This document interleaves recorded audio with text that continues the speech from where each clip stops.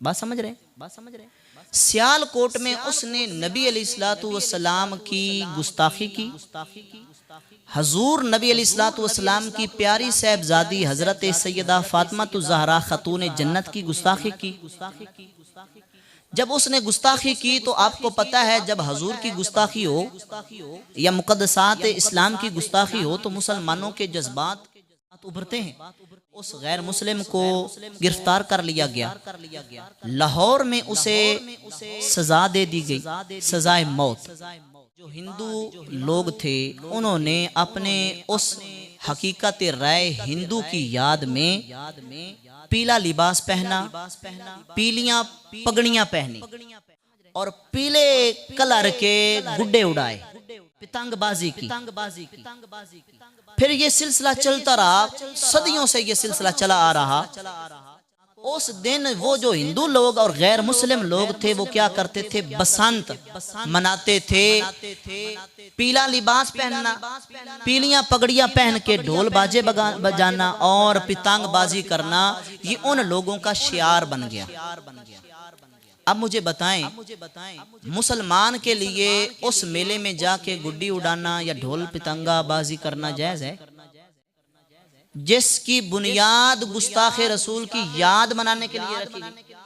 یہی بات سکھ مورخ ہے ڈاکٹر بی ایس نجار، اس نے اپنی کتاب پنجاب میں آخری مغل دور حکومت، یہ کتاب کا نام ہے، اس سکھ نے بھی اس حقیقت کو لکھا ہے کہ بسنت کیوں منائی جاتی ہے۔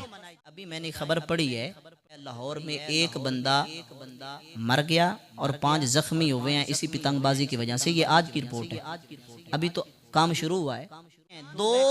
سن 2000 پورے سے لے کر سن 2006 تک 875 لوگ جو ہیں وہ مر چکے ہیں، فوت ہو چکے ہیں اس بسنت بازی کی وجہ سے، اور 2006 میں پھر اس کے اوپر آگے پابندی لگی۔ تو جو کام اسلام کی بھی مخالفت ہے، جو کام مالی نقصان ہے، جانی نقصان ہے، شرمندگی کی بات ہے، وہ کام حکومت کی نگرانی میں کیا جا رہا ہے۔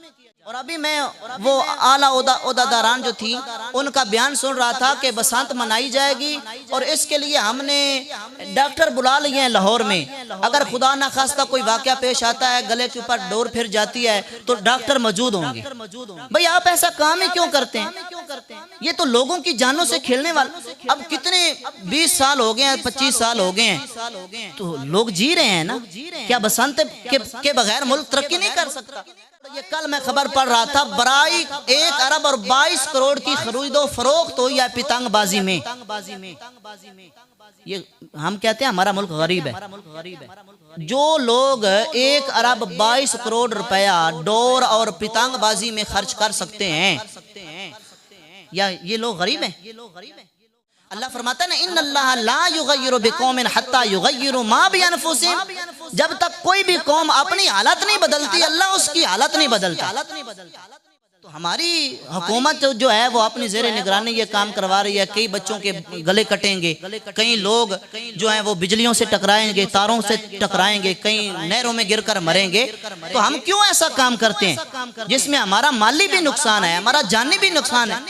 وہ فیصل آباد میں جب واقعہ ہوا تھا، ایک نوجوان لڑکا، اس کی 2-4 دن کے بعد شادی ہونی تھی، وہ روڈ پہ جا رہا ہے تو اللہ معاف کرے اس کے گلے کے اوپر ڈور اس طرح پھری جس طرح ہم قربانی کا بچڑا گائے وغیرہ ذبح کرتے ہیں نا تو خون نکلتا ہے، اس طرح روڈ کے اوپر خون نکلا۔ یہی لوگ جو اب حکومت پہ بیٹھے ہیں، اس وقت ان کی حکومت نہیں تھی، یہ لوگ اظہار افسوس کے لیے فیصل آباد آئے تھے کہ ہمیں بڑا افسوس ہوا ہے کہ آپ کا جوان پتر چلا گیا، اور آج یہ حکومت اگر عہدے پہ آئی ہے، حکومت پہ آئی ہے تو اسی چیز کی اجازت دے رہے ہیں۔ وہ ایک سیاسی بیانیہ تھا کہ ہمیں افسوس ہوا ہے کہ آپ کا بچہ جوان چلا گیا۔ اگر افسوس ہوا ہوتا تو بتائیں وہ اب اجازت دیتے بسنت منانے کی؟ افسوس نہیں ہوتا ان لوگوں نے اپنا کاروبار کرنا ہوتا ہے۔